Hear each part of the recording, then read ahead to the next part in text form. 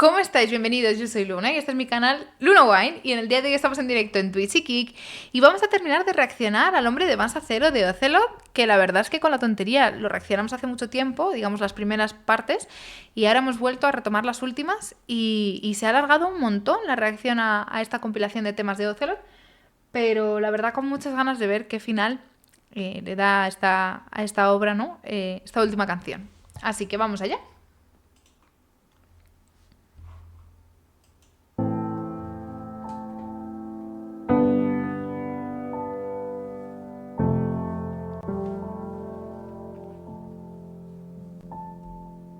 Había pasado días mentalizándose, tratando de imbuirse en un estado de paz e inalterabilidad. Todo porque, irónicamente, en lo que más temía era morir con miedo. ¿Qué? ¿Qué? Imagino que la voz femenina es Miss Bickle. Miss Bickle. No sé cómo se pronuncia el nombre, perdonadme. Pero esto me recuerda, no sé de qué época es esto. Hace 5 años cuando se subió. Release en 2020. Uf. Esto me recuerda mucho a la época anterior, diría 2015 o así. Y artistas como Beli Basarte, ¿no? Y cómo incluso Raiden, ¿no? Cómo mezclaban la poesía con la música y que eran combinaciones muy interesantes. Entrar en un pánico que le hiciera sufrir más de lo estrictamente necesario. A ver, estamos hablando de la muerte. Es una base nostálgica, triste, intensa emocionalmente y nos está hablando del estado de paz, ¿no? El mayor miedo no es la muerte en sí, sino es el miedo a la muerte, ¿no? Hay diferentes maneras de morir, cada una con sus pros y contras, las cuales a veces barajamos especulando sobre cómo nos gustaría morir. A él le había tocado hacerlo lentamente, corrompiéndose hasta que su sistema se colapsara, como los grandes imperios venidos a menos. Wow, fijaos la comparativa que ha realizado, ¿no? Es interesante lo que está narrando en tanto en cuanto se puede fantasear con cómo te gustaría morir sin querer morir, ¿no? Creo que esto me lleva a pensar sobre el pánico que hay muchas veces sobre la muerte o el deseo de la muerte propia y la ideación suicida. Y cómo en ocasiones pues fantaseamos con nuestra propia muerte y no tiene que significar que así queramos que esto suceda, ¿no? Pero en caso de morir, ¿no? Que por lo que sea, aunque todos somos inmortales hasta que se demuestre lo contrario, tiene pinta de que somos seres mortales al fin y al cabo, ¿no? Pues cuando llegue ese momento, ¿cómo nos gustaría que fuese? ¿O qué variables harían que nos hiciesen sufrir más o menos? ¿O qué situaciones nos generan más miedo, más ansiedad, más pánico? ¿Y cuál es más tranquilidad, ¿no? Precisamente ahora que estamos hablando de esa contraposición. Entonces, en este caso estamos hablando de una muerte lentamente que se corrompe desde dentro. Y fijaos, ¿no? La comparativa, como en los grandes imperios. O sea, los grandes hombres se corrompen por dentro con el tiempo, como los grandes imperios, ¿no? Al menos este gran hombre del que estamos hablando, pues sí que era así. Y fijaos cómo está asociado a un concepto de honra, de dignidad, de estatus, de gran magnitud, ¿no? Este tipo de muerte tenía la desventaja de conllevar más sufrimiento consciente que una muerte rápida, pero también la ventaja de tener tiempo para concienciarse, pudiendo a veces uno morir en paz. Y es que no... Wow, creo que es una expresión muy... como que utilizamos muy a la ligera, ¿no? El morir en paz, pero que tiene un significado muy profundo.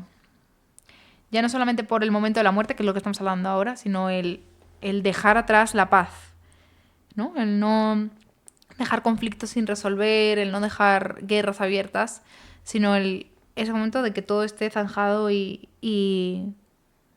todo esté tranquilo en el momento de irse, no solamente en las condiciones de la ida, sino en las relaciones sociales, en las relaciones con uno mismo, en la relación con el mundo, ¿no? Y esto tiene que ver mucho con conceptos espirituales y de trascendentalidad, ¿no? trascendencia. Pero es muy interesante cómo está marcando toda esa carga de simbolismo a lo que es una muerte en específico. Y ese análisis que en ocasiones realizamos, ¿no? Intentando encontrar un significado a absolutamente todo lo que sucede alrededor de la muerte, porque eso también nos calma y nos da una explicación, un porqué y un sentido a lo ocurrido. No hay nada peor que el miedo a la muerte, ni tampoco nada más natural. Estamos programados para rechazar la idea del final con tanto fervor que hasta llegamos al punto de sentir dolor por ella, literalmente, ya que el dolor no es un sufrimiento gratuito, sino algo que, aun siendo sumamente desagradable, nos compensa sentir con el objetivo de que sirva de algo. Es que está hablando del sentido totalmente. Esto me recuerda mucho a Viktor Frankl, ¿no? Y su idea de el sentido de la vida son 3 sentidos realmente. El sentido de la vida, ¿por qué vives? El sentido del amor, ¿por qué amas? Pero también, y el que considero más interesante, el sentido del sufrimiento, ¿por qué sufres? La vida es mucho más pesada si no tienes claro por qué sufres, si no le das un sentido a tu sufrimiento, ¿no? Y en este caso, la muerte, como bien dice, es un sufrimiento muy grande para la persona que la atraviesa, en este caso como muerte lenta y extremadamente consciente, pero también para las personas de alrededor que experimentan y acompañan esa muerte, ¿no? Entonces es muy importante encontrarle un sentido y un porqué. Ahí aparecen cuestiones tan diversas como puede ser creencias religiosas o creencias supersticiosas, o como en ocasiones la ausencia de sentido y el peso que esto supone, ¿no? Pero ahí es donde están a relucir estas creencias para tratar de darle un sentido a esto. Y también está hablando de lo programados que estamos, ¿no? De cómo evolutivamente nos hemos desarrollado en la dirección de poder llevar a cabo cualquier estrategia con tal de evitar la muerte. O sea, nuestra programación biológica, es decir, nuestra evolución se basa en tenerle miedo a todo lo que se asocia a la muerte, ¿no? Entonces, por eso el final boss de los miedos es precisamente la muerte en sí. De hecho, es lo que vemos cuando tenemos miedo a algo, es como lo que vemos reflejado, ¿no? Son pequeños reflejos de muerte en distintas cuestiones. Cuando tienes miedo a un perro que te ladra, lo que estás teniendo miedo no es al perro en sí, sino que te acerque a esa muerte, ¿no? La evitación del peor destino posible, según el código de la vida. La muerte. Y está bien. Somos seres hechos para temer a la muerte por encima de todo. Quizás ese sería el primer axioma de la supervivencia. Pero, ¿por qué una vez la muerte es inevitable, seguimos sufriendo? ¿Por qué no tenemos una especie de freno vital que nos ayude a paliar ese miedo ya inútil y carente de sentido? Esto es muy interesante, ¿no? Una vez se da el miedo, o sea, se cumple ese miedo, digamos que pueden ocurrir 2 mecanismos, ¿no? La sensibilización y la habituación. Me acostumbro a esa circunstancia desagradable o me hago más sensible a ella. Y pareciese que con la muerte nos pasa mucho la sensibilización, ¿no? Y que ese duelo, lo que se dice muchas veces, somos como fantasmas que acumulan muchos duelos a lo largo de la vida, ¿no? Y muchos pesos de cosas no resueltas que tienen que ver precisamente con la sensación de ausencia, principalmente la muerte. Claro, y si ya no tiene sentido que tengas miedo a esa muerte porque esa muerte se ha dado, ¿por qué sigues teniendo ese miedo? Bueno, porque no es miedo técnicamente lo que pasa, sino es vacío. Y ese vacío es inevitable porque era una pieza del puzzle que estaba y que has retirado. Y como ser que tiene la capacidad de habituarse, de generar rutinas y hábitos, cuando se modifican esos elementos y especialmente los que están asociados a vías afectivas, pues duele mucho. Duele mucho, porque el puzzle no es que se reconfigure, sino que tienes el puzzle perfectamente hecho y te falta una pieza. Y tú sientes la ausencia de esta pieza. Porque la selección natural no es una inteligencia superior, ni es políglota. Solo entiende un idioma, el de la descendencia. Y a lo largo de nuestra historia, la de los vivos, la evolución nunca ha tenido oportunidad de perpetuar más los caracteres de los que se morían tranquilos que de los que morían en pánico, ya que al fin y al cabo los 2 morían.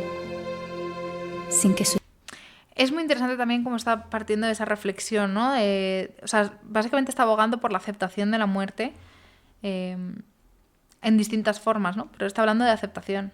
estado anímico ante este pequeño contratiempo influyera en que dejaran más o menos descendencia. Entender lo anterior fue liberador.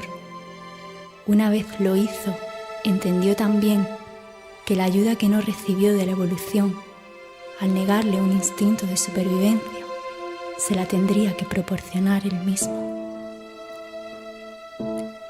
De ahí que hubiera pasado horas, días enteros, chocando ideas, hasta darles formas tranquilizadoras que finalmente envolvía y guardaba con cuidado para recurrir a ellas cuando esa ansiedad salvaje e instintiva lo atacara.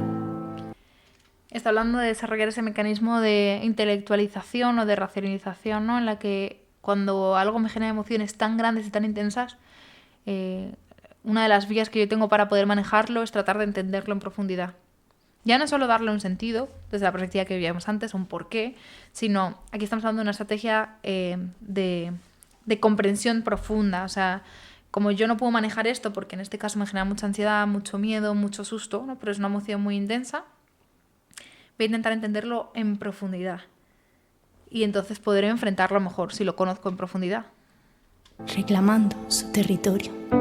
O sea, ese es el razonamiento, la lógica detrás de ese proceso que se da, aunque la persona en ocasiones no lo percibe de esta forma o no lo defiende de esta forma, ¿no? Pero esa tranquilidad que se siente mediante la obtención de conocimiento parte de ahí, ¿no?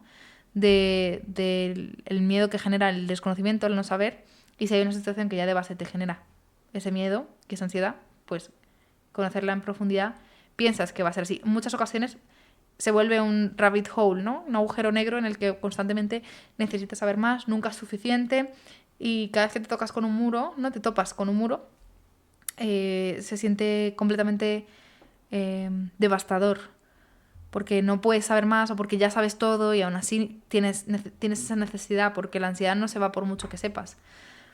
O sea, es un mecanismo que es una tirita temporal, pero la ansiedad está ahí a pesar de ello, ¿no?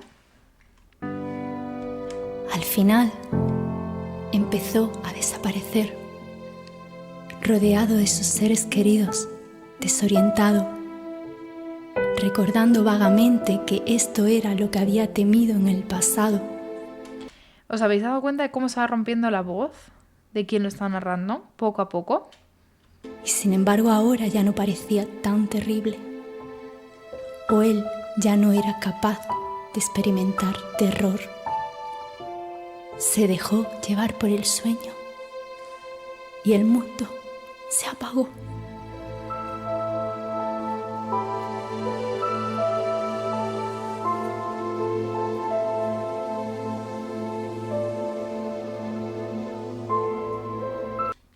Este silencio, este momento de pausa verbal es precisamente, ¿no? Esa pausa que te está ofreciendo para poder experimentar y sentir en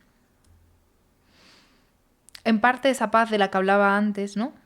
Ese final del miedo, ese ya ha pasado lo peor, lo que más temía y ahora qué, ¿no? Vacío. Pero también un vacío que es desagradable precisamente por eso, porque es la ausencia de algo que entendemos positivo.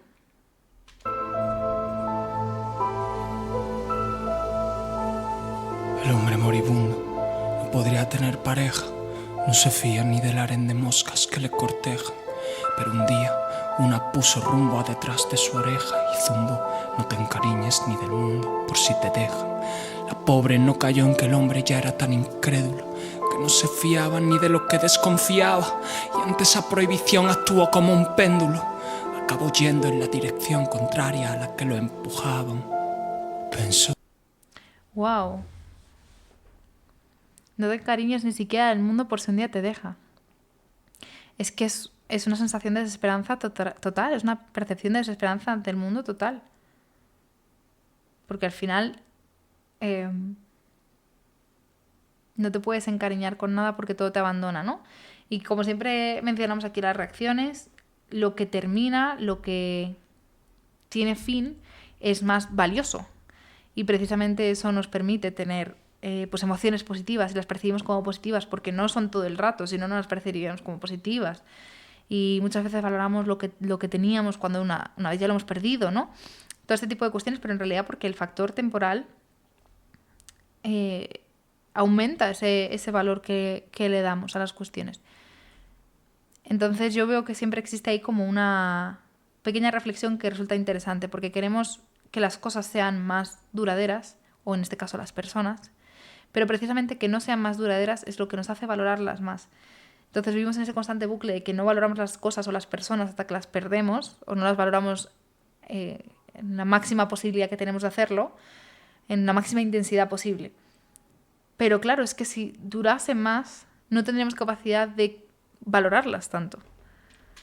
Y si mi negatividad es inherente a ser consciente, pues no son negativas las cargas que crean mi mente. Y si de la misma fuente que brota ese pesimismo, sí mismo brotan las herramientas para hacerle frente, que no sé si es producto de la suerte o broma de mal gusto, el ser más inteligentes que el resto, el punto justo como para ser conscientes de la muerte, pero no lo suficiente para hacer algo al respecto. Está hablando de la conciencia, o la consciencia, ¿no?, humana, aquí, ¿no? Como la diferencia que tiene la muerte para el resto de animales o seres vivos, que entendemos que es un proceso casi automático, y la profundidad que tiene nosotros cuando nosotros somos seres que hemos desarrollado un apartado racional y un apartado simbólico. Y sin embargo, a pesar de entenderlo en mayor profundidad y asociarlo a simbolismos, no tenemos la capacidad de evitarlo. Por tanto, pues estamos atrapados en un punto, ¿no? Siempre se plantea esto, ¿no? ¿Qué prefieres? ¿Tener anosognosia o no tenerla? Es decir, ser consciente de que tienes una enfermedad o no, ser consciente de que tu llegada a la muerte está cercana o no, saber el día que morirás o no. Y hay distintas maneras de afrontar este tipo de dilemas y cuestiones y distintos estilos de respuesta, ¿no? Pero al final la cuestión es esa, es que de una forma u otra tenemos una comprensión profunda de este tipo de fenómenos y no somos ciegos ante ellos. Y sin embargo, pues la capacidad de mediar no es que no exista, porque existe, pero no permite evitar la muerte.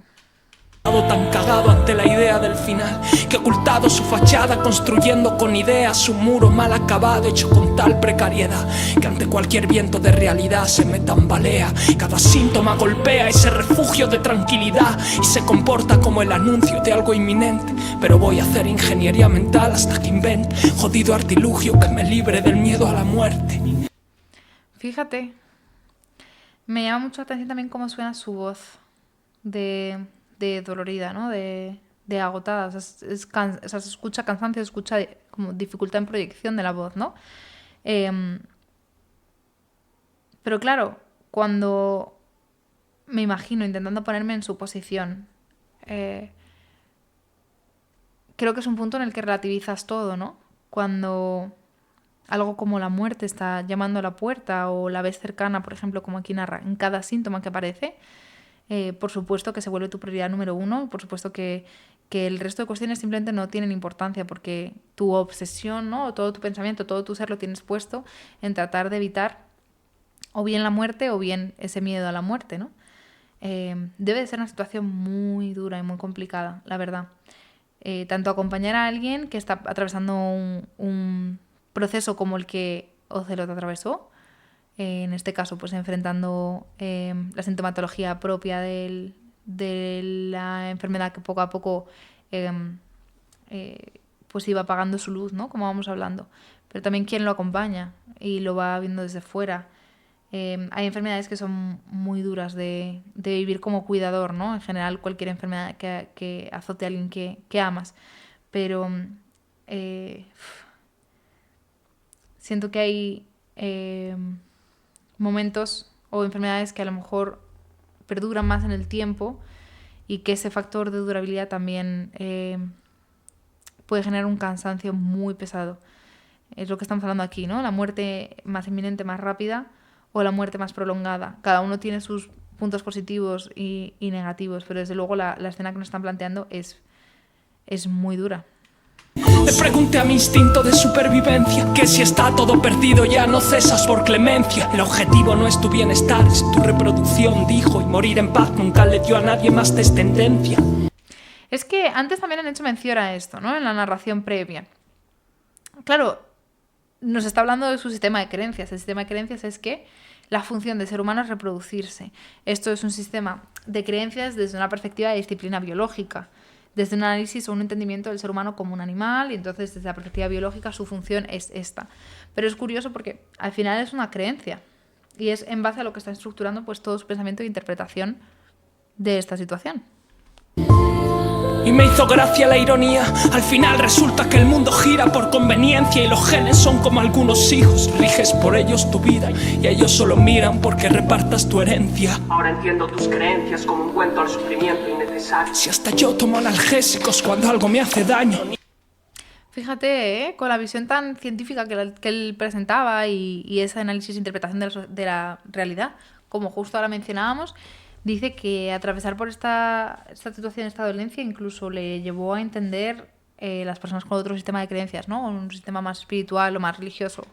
El poder terapéutico del engaño, pero no existe un fármaco sin efecto secundario, así que pienso ante un problema de peso y eso me calma. Las ideas son poleas para llevar esas cargas. Tú coges una emoción y la abres hasta las entrañas, pero no puedes diseccionar las cosas y matarlas. Tienes que dejar de dividir el tiempo.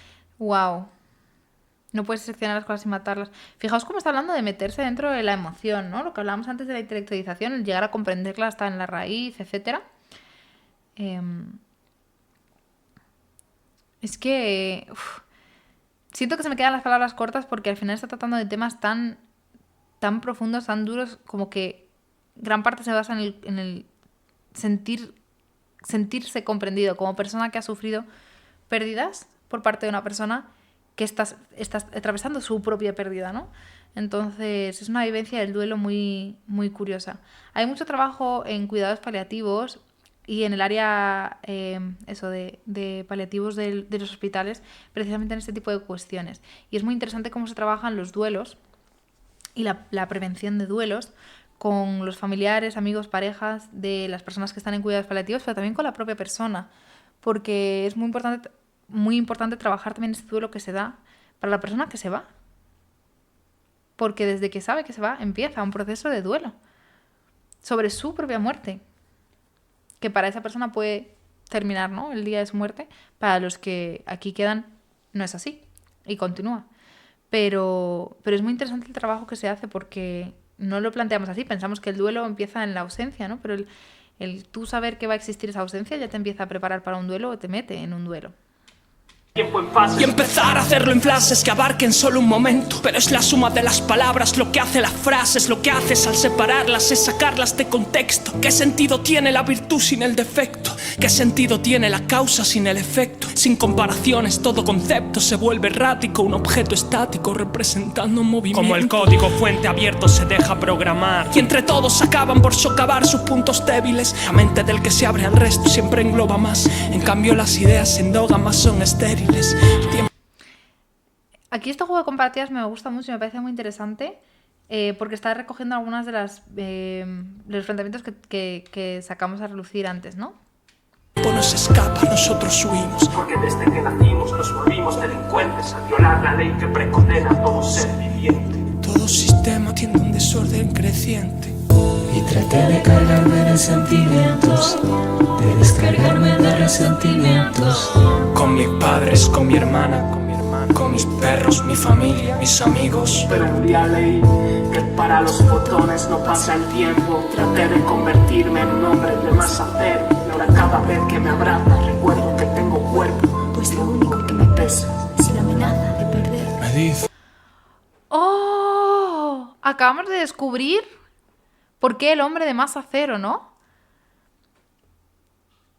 ¿Por qué el hombre de masa cero? Es esta idea de querer volverse infinito, ¿no? Porque los fotones son infinitos, porque es como querer convertirse en energía para poder transformarse, ¿no? Pero nunca destruirse. Es muy interesante. Es muy interesante. Además es una conceptualización muy cartesiana, ¿no? Mente y cuerpo. No habla de la mente directamente, pero habla del intentar transformarse en otra cuestión que no sea corpórea, para que no sea perecedera, ¿no? Qué interesante. Hay algunas teorías que hablan de la digitalización de la mente y si seremos capaces de llegar a un punto como sociedad en el que el avance tecnológico sea tan grande que no necesitemos el cuerpo, sino que nuestra mente esté cargada en ordenadores, ¿no? Pero, claro, la cuestión es esa, es que precisamente lo que te da la vida, que es el cuerpo, es también lo que tiene la capacidad de quitártela. Y me ha parecido súper duro cuando narra esto, ¿no? No me gusta que me abracen porque me recuerda que tengo cuerpo y mi mayor deseo es no tener cuerpo. Es dejar de estar en él, porque a pesar de ser la herramienta que me da vida, es la cárcel a la que estoy condenado, ¿no? Fernando, no desperdicies tu talento, pero nunca he sabido seguir por el camino recto, porque si veo la meta a lo lejos me desconcentro. Prefiero el camino con curvas aunque sea más lento, si soy tan obsesivo con que todo esté perfecto. Y si de cada cosa que escribo dudo al respecto, es porque nunca tuve huevos a dar lo que siento crudo, ni a mostrarlo desnudo por el pudor a sus defectos. Esta parte es súper chula. Además de narrarnos un poco o acercarnos un poco a una descripción de cómo es él en su personalidad, ¿no? Y en su forma de ser y cómo él se conceptualiza a sí mismo, perfeccionista, obsesivo, pero todo partiendo de una inseguridad y un miedo, ¿no? Que precisamente por los mecanismos de perfección y de obsesión intenta solventar, intenta no tener que enfrentarse precisamente a esos defectos por medio de esos mecanismos, porque le supone tanto esfuerzo o los percibe como tan dolorosos que no puede enfrentarse a ellos, sino también por la parte en la que esto se relaciona con la obra que escuchamos de él, con el artista que conocemos, ¿no? No solamente con la persona que hay detrás, sino con cómo es la obra de él y cómo se construye. Y al final lo que transmite, que es ese camino con curvas y no ese camino rápido o esa dirección a la meta, ¿no? Pero ese placer de los paseos, de las reflexiones, de meterse en el mundo de las ideas, de divagar, de establecer como planteamientos comparativos, llegar a conclusiones, que es muy propia de la obra que conocemos de Ocelot. Veo dos personas diferentes al mirarme. Curiosamente las dos gritan admiradme. Son la inseguridad y el ego jugando a despedazarme, como dos carroñeros tirando de un trozo de carne. Lo está narrando como dos carroñeros que ¿no? Como un tira y afloja, pero realmente yo creo que son dos caras de lo mismo, ¿no? Son dos maneras de presentar la inseguridad, por medio de la muestra de vulnerabilidad o de la propia inseguridad en sí misma, o enmascarada por medio de un ego, pero al final son dos maneras de presentar esa misma inseguridad, ¿no? David escribió esto con tan solo 4 letras. En cierto sentido, un ser vivo es tan solo una historia. Tratamos de darnos a conocer porque intuimos que existimos mientras alguien nos mantenga en su memoria. De ahí mi obra, solo estoy avivando una hoguera para dejarle a los míos en mi recuerdo algo grato. Se les sobra que se acabará apagando cuando muera. Pero al menos confío en que le estará calor un rato. Yo que trataba de tener agallas y ser fuerte, poniéndole trabas y murallas a la muerte. Entendí que el tiempo te destruye, es siempre la única batalla que pierdes, incluso si huye el oponente. Así que antes de que se escape el tiempo, nosotros huimos, porque desde que nacimos nos hicimos delincuentes al violar la ley que precondena todo ser viviente. Todo sistema tiende a un desorden creciente. Wow, ¿no? Aquí nos está hablando otra vez de sentido, pero en este caso del sentido que él le da a su obra, el por qué que le lleva a querer escribir, ¿no? Esto. Y esta idea que en otras ocasiones también hemos comentado en el canal de entender que de alguna forma nunca terminas de morir si existes en la conciencia del otro, y eso es porque en el fondo somos conscientes de que somos seres relacionales y no individuos sueltos en un vacío, sino que nosotros nos conformamos en base a los otros y los otros se conforman en base a nosotros. Y por mucho que tu cuerpo desaparezca o tu ser desaparezca, nunca va a desaparecer todo lo que has influido en el resto de personas. Y cuando existen obras que traspasan o que sobrepasan, ¿no? Temporalmente a la propia persona, esa capacidad de influir y modificar a las personas sigue presente. Y es algo que es propio de la esencia humana. que es ese factor relacional social en el que construimos y nos construimos en base a los otros. Así que no me parece ninguna tontería, ¿no? Casi en algunos momentos pareciese que lo está intentando reducir o minimizar. Es algo absurdo, va a durar muy poco tiempo, le va a dar calor un poco de tiempo y luego se olvidará. No, porque en el fondo estás diciendo que hay algo más humano que el propio cuerpo o que hay algo más humano que el individuo en sí mismo. Y es la capacidad de construirnos en relación. Así que, totalmente de acuerdo. Traté de cargarme de sentimientos, de descargarme de resentimientos. Con mis padres, con mi hermana, con mis perros, mi familia, mis amigos. Pero un día leí que para los botones no pasa el tiempo. Traté de convertirme en un hombre de más acero. Y ahora cada vez que me abraza recuerdo que tengo cuerpo. Pues lo único que me pesa es la amenaza de perderme.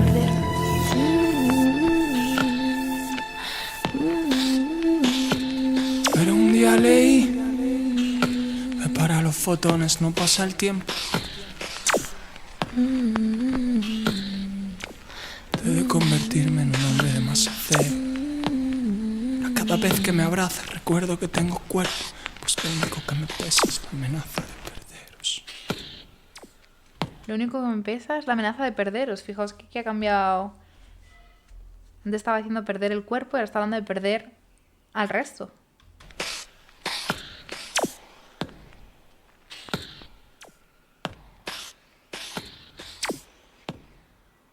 Uf, qué sensación de vacío y de frío. Uf.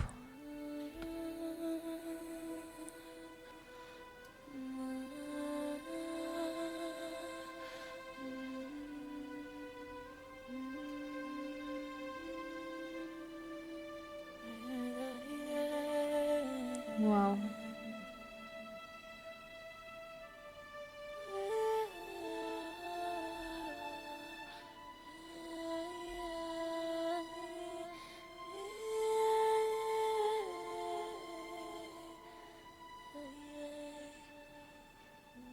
Wow. Mentiría si dijese que no me ha impactado la obra. En general, El hombre de más acero ha sido una obra muy interesante, pero esta última parte, o sea, ojalá pudieseis tocarme las manos, os lo juro, las tengo completamente frías. Todo el rato he estado teniendo muchísimos escalofríos por la espalda. Es una obra muy dura porque te obliga a sentarte frente a frente con la muerte, ¿no? Porque es lo que él ha hecho y es lo que trata de narrarnos aquí. Voy a cerrar esta obra contándoos por qué esta obra y qué he hecho y cuál ha sido mi proceso y en qué estoy y qué está pasando, ¿no? Y wow, es tremendamente frío, la verdad. Me habéis dicho en el chat 3XC3, me ha dicho que mire el vídeo en el canal oficial, que viene con texto un poco aquí al final del vídeo, algo de texto, ¿vale? Y luego leeremos también la descripción. Así que vamos a esta parte. Uf. Os lo leo. Dice, os quiero mamá, papá, hermana, a mi familia, mis familias, de sangre o no. Albolote, Huéscar, Salobreña y el resto del mundo. Vosotros sabéis quiénes sois. Mi bando es el de los que luchan contra la entropía, pero mi lucha no es esa, sino contra el sufrimiento gratuito.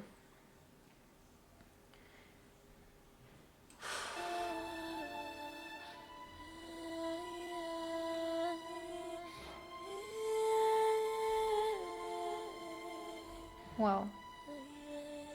Es que si tuvieseis que ponerle una dedicatoria a vuestra vida, si tuvieseis que firmar el fin de vuestra vida, ¿cómo lo firmaríais? Wow, voy a llorar. ¿Cómo lo firmaríais? ¿Cómo firmaríais vuestra existencia? Oh, qué intenso. Voy a leer el comentario de la descripción, ¿vale? Cuando dejamos esta vida, no solo desaparece nuestro cuerpo. Todos nuestros sueños, ilusiones, sentimientos, proyectos, dudas no resueltas, también se marchan. Uf. Pero Fernando Ocelot dejó plasmados durante su vida en sus canciones una gran parte de sus pensamientos, filosofía y reflexiones que durante años han ayudado y siguen ayudando a muchísimas personas a despertar sus mentes y conquistar sus corazones. ha dejado herencia vital con sus diferentes trabajos, como Singularity, Dimensiones y Cuerdas y El hombre de masa cero, que perdurarán para siempre en todos los que le amamos y todas las personas que le siguen, junto a todos los que vengan, proporcionando un legado digno de ser conocido y reconocido por el mundo entero. Quizás ese es el sentido de descendencia, dejar una huella y un legado imborrable, y aun sin estar físicamente, seguir estando en el corazón de miles de personas, erizándonos la piel y llenándonos el alma.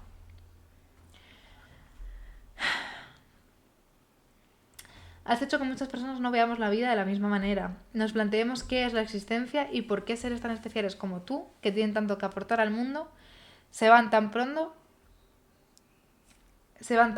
constatando lo frágil que es nuestra vida ante un universo que nos devora. Te fuiste entendiendo el universo y la complejidad del ser a escalas que muchos no llegaremos a comprender. Es por eso que las personas más grandes son las que desde el principio... Es por eso que las personas más grandes son las que desde el ejemplo transforman y se van dejando una semilla en el mundo. Desde la humildad, como tú has conseguido.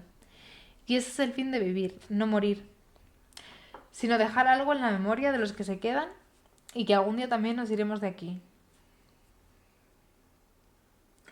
Y ese era tu último deseo, que esta canción saliera a la luz. Tu última canción, la que da punto final y completa tu obra en El hombre de masa cero. No tuviste tiempo de escuchar la versión final, al igual que con Whatever. Y si la vida fuera justa, serías tú quien la mostraría al mundo ahora mientras disfrutabas del resultado final. Pero confío en que estés donde estés la puedas sentir, escuchar y que el resultado esté a la altura de lo que mereces.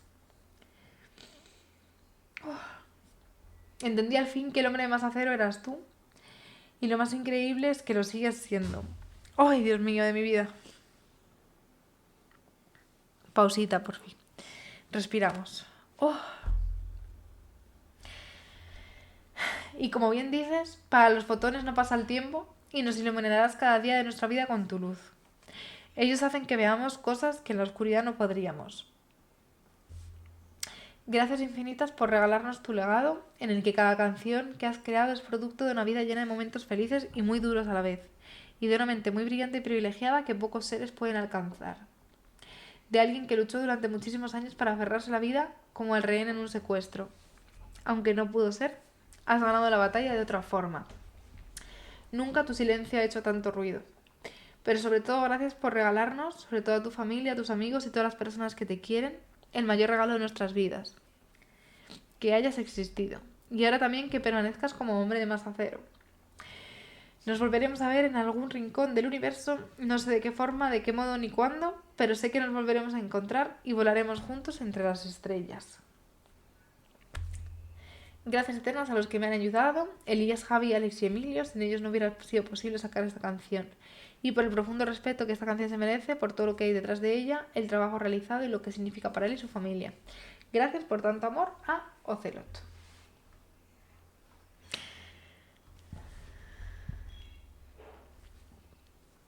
Wow.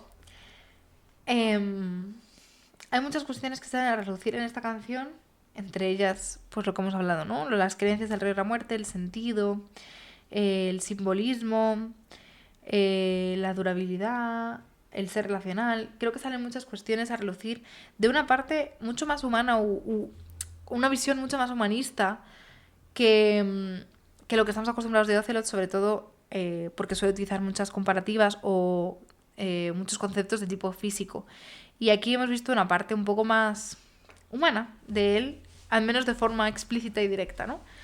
La verdad es muy bonito y creo que hemos reflejado muchas de las reflexiones ya durante la reacción. Así que nada,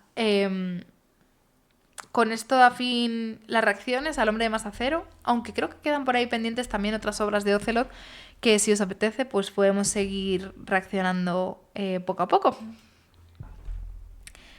La verdad yo estoy de acuerdo en que es una obra que no tiene pérdida, es un artista que no tiene pérdida y que lleva a muchas reflexiones, a un conocimiento mayor de uno mismo y del mundo y que nunca sobra, la verdad, dar a conocer a Ocelot. O sea, me cuesta imaginar una persona a la que no le viniese bien ¿no? Conocer la visión de Ocelot, sea para estar de acuerdo o en desacuerdo, sea para disfrutarlo de una forma más intelectual o de una forma más sensorial, pero es un artista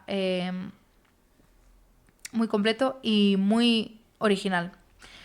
Dicho esto, tomemos esta reacción como una honra a la persona de Ocelot y a todo lo que ha aportado en sus creaciones artísticas y reflexiones. Y nada, así que os invito a poner también comentarios en la caja de comentarios de YouTube sobre vuestras reflexiones, agradecimientos o lo que tengáis que compartir con respecto a Ocelot, que creo que es un momento bonito y muy sensible y emocional para poder compartir lo que esta canción os despierta. Y como digo siempre, chicos, nos vemos en la próxima.